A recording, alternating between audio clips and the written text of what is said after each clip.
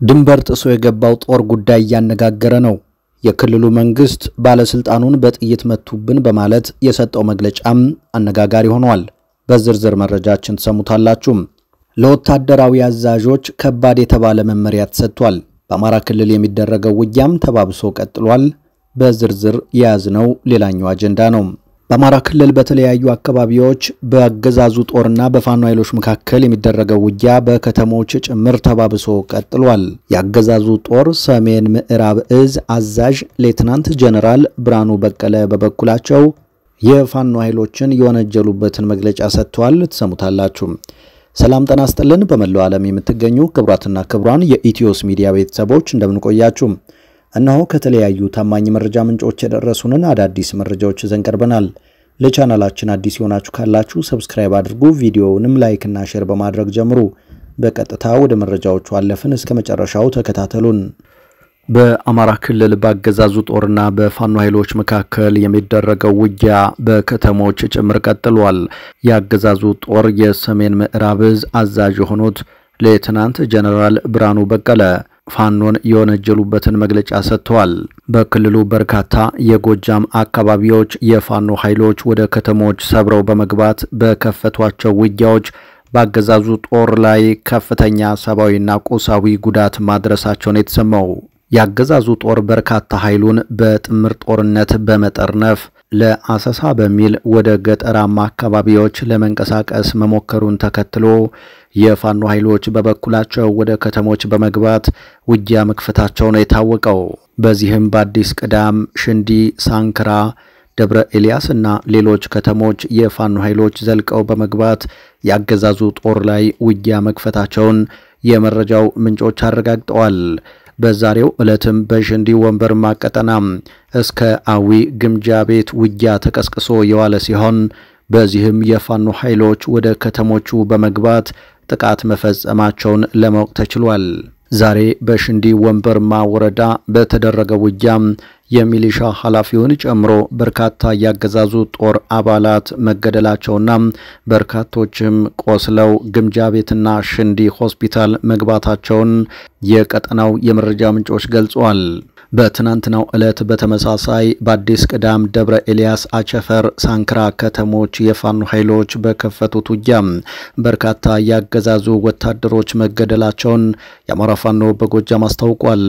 በተያያዘም ለሁለት ሳምንታት በተከታታይ ከፍተኛ ጦር አሰማርቶ አገዛዙ ውጊያ ከፍቶ የሰነበተበት የጃዊ ቀጠና ዛሬ ውጊያው ጋብ ብሏል ተብሏል። በትናንትናው ዕለት ግን የፋኖ ኃይሎች ከወረዳው ዋና ከተማ ፈንድቃ ቅርብ ርቀት ብሔራዊ በተባለች አነስተኛ ከተማ በተሽከርካሪ ይጓዙ በነበሩ ያገዛዙ ወታደሮች ላይ ጥቃት ከፍተው ሰብአዊና ቁሳዊ ጉዳት መድረሱ ታውቋል። በዚህ በጃዊ ቀጠና ከፍተኛ ስምሪት አድርጎ ገጠራማ አካባቢዎችን አሰሳ አድርጋለሁ በሚል ለሁለት ሳምንታት ውጊያ ያደረገው ያገዛዙ ጦር ዛሬም ወደ ወረዳው ማዕከል እየተሰባሰበ ነው ሲሉ የፋኖ የመረጃ ምንጮች አመላክተዋል። ያገዛዙ ጦር ወደ ገጠራማ አካባቢዎች ተስቦ በመግባት ለፋኖ ኃይሎች ስሞ መምታት ወታደራዊ ስልት አመቺ በመሆኑም አገዛዙ ከፍተኛ ወታደራዊ ጉዳት ማስተናገዱን ተከትሎ ተመልሶ ወደ ማዕከል ለመሰብሰብ ተገዷል ተብሏል። በጎንደር ቀጠና ደግሞ ያገዛዙ ጦር በፋኖ ኃይሎች ጉዳት ሲደርስበት ንጹሃን ላይ የተጠናከረ ጥቃት ፈጽሟል፣ ንብረትም ዘርፏል ሲሉ ነው የአማራ ፋኖ አንድነት በጎንደር ያስታወቀው። በሌላ በኩል በአማራ ክልል በተለያዩ ቦታዎች ላይ በተፈጸሙ ጥቃቶች በርካቶች ተገደሉ። በጎጃም እና ደቡብ ጎንደር የተሰማሩ ወታደራዊ አዛዦችም መመሪያ ተሰጥቷቸዋል። በየዕለቱ ሞት፣ በየዕለቱ ጥቃት፣ በየቀኑ ዘመቻ የሚደረግበት ክልል ሆኗል የአማራ ክልል። መጠንና ስፍራው ይለያይ እንጂ በየጊዜው ስምሪት በየወቅቱም ውጊያ የሚስተናገድበት ሆኖ ነው የቀጠለው። ትናንትና ዛሬ በክልሉ የተለያዩ ቦታዎች ላይ የደረሱትም የዚህ ማሳያ ናቸው። የመከላከያ ሰራዊቱ ከክልሉ የጸጥታ ኃይሎች ማለትም ከአድማ ብተናና ሚሊሻ አባላት ጋር በመቀናጀት ከወረዳ ከተሞች በመውጣት ወደ ቀበሌዎች ስምሪት ለማድረግ በወጣበት ወቅት ይዟቸው በነበሩ ከተሞች ውስጥ ደግሞ የፋኖ ኃይሎች በመግባት ጥቃቶችን እየከፈቱ ነው። እነዚህ ጉዳቶችም እየተባባሱ ያሉት በዚህ መንገድ ነው። በተለይም በጎጃምና ደቡብ ጎንደር ቀጠናዎች ሰራዊታቸውን አሰማርተው በርስ በርስ ጦርነቱ እያሳተፉ የሚገኙት የምስራቅ እዝ አዛዡ ሌተናንት ጀነራል መሐመድ ተሰማ በብር ሸለቆ በእነዚህ ቀጠናዎች የሚሳተፉ ወታደራዊ አመራሮቻቸውን ሰብስበው መመሪያ ሰጥተዋል። ከሽምቅና ጸረ ሽምቅ ውጊያዎች ጋር በተያያዘ ሲያሰለጥኑ ስለመቆየታቸው በመግለጽ እናም ይህ መመሪያ በተለመደው አኳኋን የእርስ በርስ ጦርነቱን ታስቀጥላላችሁ የሚል ነው። በዚህ በርሳቸው እዝ የኮር አመራር የሆኑትና በምስራቅ ጎጃም ዘመቻዎችን እየመሩ የሚገኙት ብርጋዴር ጀነራል አዘዘው መኮንን ግን ከጥቂት ወራት በፊት ሞት በቃን እርስ በርስ አንጋደል በሚል ጠይቀው ነበር።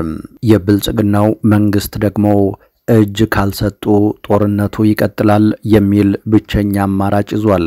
ለአንድ ዓላማ እየተዋጋን ነው እያሉም አንድ አደረጃጀት መፍጠር በጋራ መቆም ተስኗቸው እርስ በርስ መካሰስ ላይ የተጠመዱ የፋኖ አደረጃጀቶች ደግሞ ለዚህ ምቹ ሁኔታን እንደፈጠሩ ሙን ነው። በሌላ መረጃ የጎረቤት ሀገር ኃይል የኢትዮጵያን ድንበር ጥሶ በመግባት ወረዳውን ተቆጣጥሮ አስተዳዳሪውን አቆሰለም። በርካታ ኢትዮጵያውያን ሀገራቸው ውስጥ የውጭ ሰራዊት በፈጸመው ጥቃት ቤታቸው ተቃጥሎ መፈናቀላቸውም ታውቋል።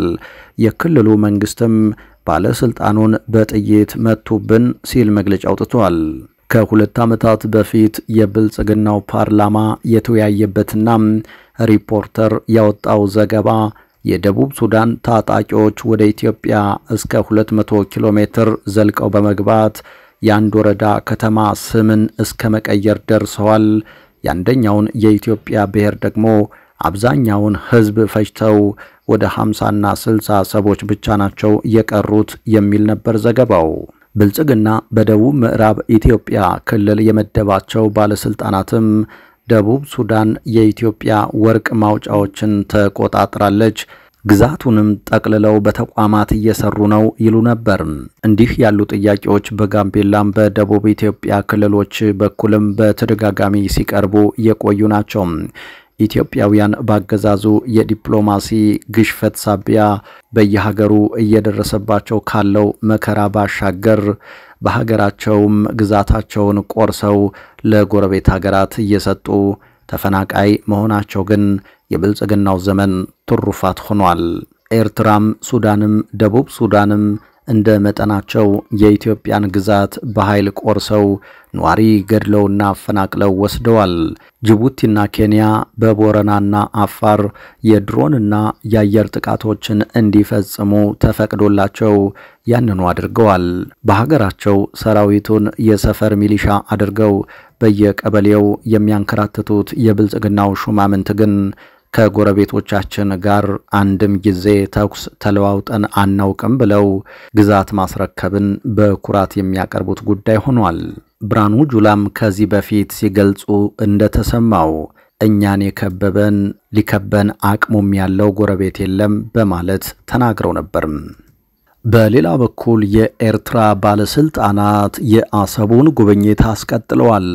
ወታደራዊ አዛዦችም ከኢትዮጵያ ጋር ስለተደረገው በተለይ ደግሞ ስለ ቡሬ ግንባሩ ጦርነት ማብራሪያ አቅርበዋል። 300 ወጣቶችን ወደ ቡሬ ግንባር በመውሰድ ማሳየቱም ታውቋል። ከሁለት ወራት በፊት ለውትድርና ያዘጋጃቸውን ወጣቶችን በዚሁ ግንባር ወስዶ ሲያስጎበኝ መታየቱም አይዘነጋም። ከቀናት በፊትም ይህንኑ በተመሳሳይ አድርገውታል። ከ300 የሚልቁ ወጣቶችና አመራሮች ከወደብ ከተማዋ አሰብ አካባቢ ጉብኝት እንዲያከናውኑ መደረጉ ታውቋል። ከኢትዮጵያ ድንበር በጥቂት ኪሎሜትሮች ርቀት ላይ የተደረገው የዚህ ጉብኝት ዓላማም የኤርትራን ሉዓላዊነት ለማስከበር የተዋደቁ አባቶችን ታሪክ ወጣቶች እንዲያውቁት ለማድረግ ነውም ተብሏል። ጽናትና አንድነትን ለማሳወቅ ያደረኩት ነው ሲልም ያክላል የኤርትራ መግለጫ። የሻዕቢያ ወታደራዊ አዛዦችም ለተረኛ ወታደሮቻቸው ከኢትዮጵያ ሰራዊት ጋር ስለተደረገው ጦርነትና በቡሬ ግንባር ከፈል ነው ስላሉት መስዋዕትነት ማብራራታቸውን የተገለጸው የኢትዮጵያን ጠላትና ወራሪነት የሚያሳይ ማብራሪያ እንደሰጡም እንደዚሁ ተረጋግጧል። የአስመራው መንግስት ከቅርብ ጊዜ ወዲህ ተደጋጋሚ ጉብኝቶችን በአሰብና ዙሪያው እያከናወነ ነው። ከሳምንታት በፊት የምስራቅ እዝ አዛዥ የሆኑት ብርጋዴር ጀነራል አብርሃም አፋን በተገኙበትና እርሳቸው በመሩት የተማሪዎች ጉብኝት ላይ ሻዕቢያ ለጦርነትና ለውትድርና ያጫቸው ታዳጊዎች ወደ ቦታው መጥተው እንዲጎበኙ ተደርገዋል። ከኦህዴድ ብልጽግና ጋር ግንባር ፈጥራ የነበረችው ኤርትራ አሁን ደግሞ በፕሮፓጋንዳ ዘመቻ ላይ ትገኛለች። ከሰሞኑ እንዳብን ያሉ የብልጽግና ፓርቲዎች ያወጡትን መግለጫ ተከትሎ ቀይ መስመሬን የሚል ዛቻም ከወደ ኤርትራ ተሰምቷል። በእርግጥ የብልጽግናው አገዛዝ 40 እና 50 ኪሎ ሜትር ርቀት ላይ ተቀምጠን አትከለክሉንም የሚላትን አሰብን በተመለከተ ከሰሞኑ በአማራ ክልል ተላላኪዎቹ በኩል እያስተጋባ ነው። አቶ አረጋ ከበደ ኮምቦልቻ ላይ አሰብ እኮ ቅርባችን ናት ብለው መናገራቸው ይታወሳል። አብንም የኤርትራን ሀገርነት ጭምር በመጠየቅ መግለጫ ማውጣቱ የሚታወቅ ነው። የተወደዳችሁ አድማጭ ተመልካቾቻችን ከተለያዩ ታማኝ መረጃ ምንጮች የደረሱን አዳዲስ መረጃዎች እነዚህ ነበሩ። ከቆይታ በኋላ በሌሎች መረጃዎች ድጋሚ እናገኛችኋለን። እስከዛው ሰላም።